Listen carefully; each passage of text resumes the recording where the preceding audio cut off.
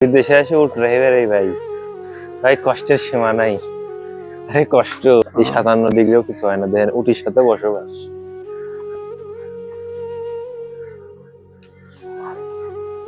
আসসালামু আলাইকুম প্রিয় দেশ ও প্রবাসের থেকে যে যেখান থেকে দেখছেন সকলকে সাধুবাদ জানিয়ে ভিডিও শুরু করছি। দেখুন আমাদের রাজু ভাই মরুভূমির জাহাজ বলা হয় উঠকে, মরুভূমির জাহাজের খাওয়াচ্ছেন।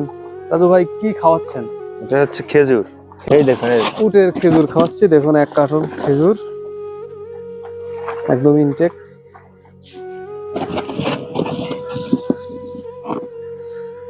দেখতে পাচ্ছেন আমাদের উটের খামার, কত বড় বড় উট। এগুলো কি আরবের লোকাল উট নাকি মিশরি আছে বা সৌদির উট। ও, সৌদি থেকে আমরা ট্রাক ভরে নিয়ে আইছি। এটা সৌদির থেকে নিয়ে আসা হয়েছিল।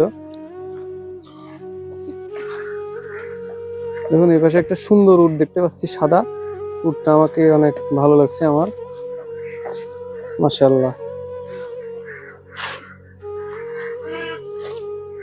বিদেশে এসে উঠ রেহে রে ভাই, ভাই কষ্টের সীমা নাই।